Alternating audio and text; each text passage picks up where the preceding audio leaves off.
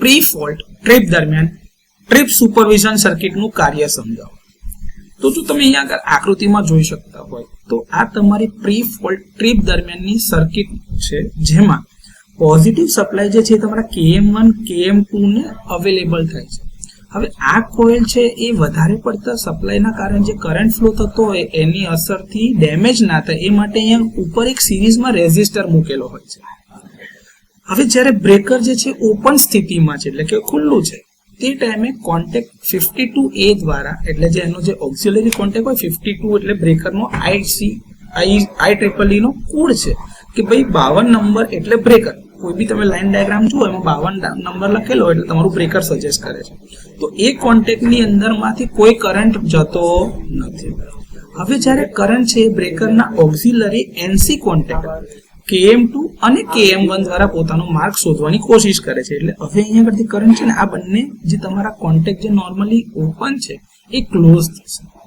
તો આમ KM1 અને KM2 દ્વારા વહેતો પ્રવાહ બંને જે છે અહીંયા આગળથી હવે આ ક્લોઝ થાય એટલે અહીંયાથી કરંટ તમારો આ TCS રિલે સુધી પહોંચી ગયો છે અને એ તમારી ટ્રીપ સુપરવિઝન સર્કિટ અથવા તો ટ્રીપ સર્કિટ સુપરવિઝન રિલેની કોઇલ છે એને એનર્જાઇઝ કરે છે.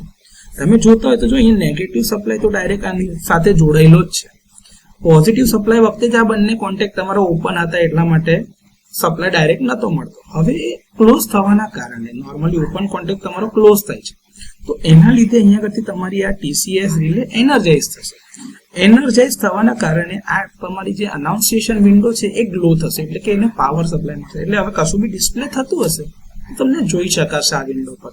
તો આ રીતે તમારો પોઝિટિવ અને નેગેટિવ બંને સપ્લાયને મળવાના કારણે અને આ કોન્ટેક્ટ તમારા ક્લોઝ થવાના કારણે હંમેશા યાદ રાખજો કે એનર્જાઇઝ થશે કોન્ટેક્ટ એટલે પોતાનું સ્ટેટસ બદલતા હશે કે જે તમારા નોર્મલી ઓપન કોન્ટેક્ટ છે એ ક્લોઝ થશે અને નોર્મલી ક્લોઝ કોન્ટેક્ટ જે છે એ ઓપન થશે.